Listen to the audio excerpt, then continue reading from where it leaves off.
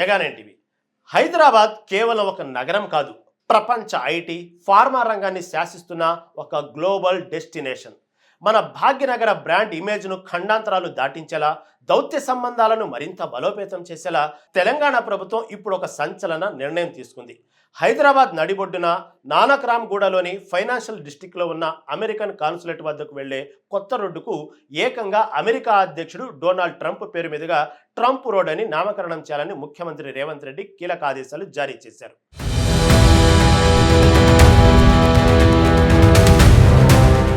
అసలు ఒక అమెరికా అధ్యక్షుడి పేరును హైదరాబాద్ రోడ్డుకు ఎందుకు పెడుతున్నారు?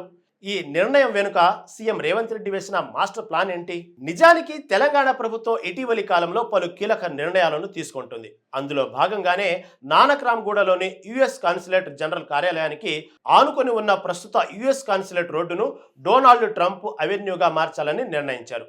ముఖ్యమంత్రి కార్యాలయం ఈ విషయాన్ని అధికారికంగా ప్రకటించింది. హైదరాబాద్ను అంతర్జాతీయ పెట్టుబడులకు ఆకర్షణీయ కేంద్రంగా తీర్చిదిద్దడమే లక్ష్యంగా తెలంగాణ సర్కార్ ఈ చర్యకు పూనుకున్నట్లు స్పష్టమవుతుంది. ముఖ్యంగా అమెరికా వంటి దేశాలతో వాణిజ్య సాంస్కృతిక సంబంధాలను మరింత పటిష్టం చేసుకోవడం ఈ నిర్ణయం వెనుక ఉన్న ముఖ్య ఉద్దేశం. అంతర్జాతీయ దిగ్గజాలను గౌరవించడం ద్వారా ప్రపంచ వేదికపై హైదరాబాద్ ప్రాధాన్యతను పెంచాలని రాష్ట్ర ప్రభుత్వం భావిస్తున్నట్లు కనిపిస్తుంది. ఇప్పటికే రావిర్యాల ఇంటర్చేంజ్ కు పారిశ్రామిక దిగ్గజం రతన్ టాటా పేరును తెలంగాణ ప్రభుత్వం పెట్టిన విషయం మనందరికీ తెలిసిందే. ఇప్పుడు ట్రంప్ పేరు పెట్టడం ద్వారా అంతర్జాతీయ స్థాయి సంస్థలు, వ్యక్తులతో సంబంధాలను కొనసాగించాలనే తమ సంకల్పాన్ని ప్రభుత్వం పునరుద్ఘాటించింది. ఈ కీలక నిర్ణయం వెనుక ఆర్థిక, దౌత్యపరమైన అంశాలు కూడా చాలానే ఉన్నాయి. హైదరాబాద్ గ్లోబల్ సిటీగా తన స్థానాన్ని సుస్థిరం చేసుకోవాలంటే అంతర్జాతీయ పెట్టుబడులు అత్యవసరం. అలాంటి పెట్టుబడులను ఆకర్షించడంలో అమెరికా పాత్ర చాలా పెద్దదని మనకు తెలుసు. హైదరాబాదు ఐటీ రంగ అభివృద్ధిలో అమెరికాకు చెందిన ఎన్నో దిగ్గజ సంస్థలు కీలక పాత్ర పోషించాయి. వాటిలో మైక్రోసాఫ్ట్, గూగుల్ వంటి కంపెనీలు ముఖ్యమైనవి.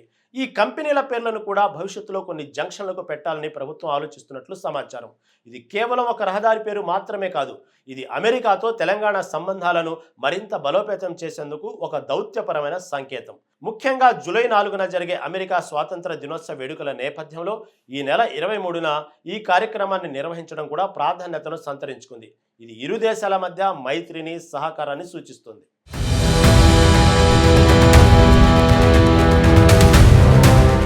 అయితే ఈ నిర్ణయంపై రాజకీయ వర్గాల నుంచి భిన్నాభిప్రాయాలు వ్యక్తమవుతున్నాయి. ప్రతిపక్ష భారతీయ జనతా పార్టీ ఈ రోడ్ల పేర్ల మార్పుపై తీవ్ర అభ్యంతరం వ్యక్తం చేస్తుంది.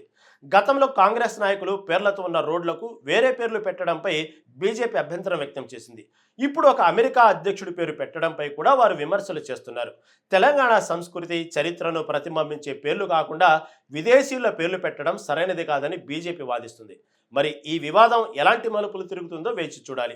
ఏదేమైనా సీఎం రేవంత్ రెడ్డి ప్రభుత్వం తీసుకున్న ఈ నిర్ణయం హైదరాబాద్కు అంతర్జాతీయ స్థాయిలో ఒక కొత్త గుర్తింపును తీసుకొస్తుందని కొందరు అభిప్రాయపడుతున్నారు. భవిష్యత్తులో మరిన్ని అంతర్జాతీయ సహకార ఒప్పందాలకు ఇది నాంది పలుకుతుందని ఆశిస్తున్నారు.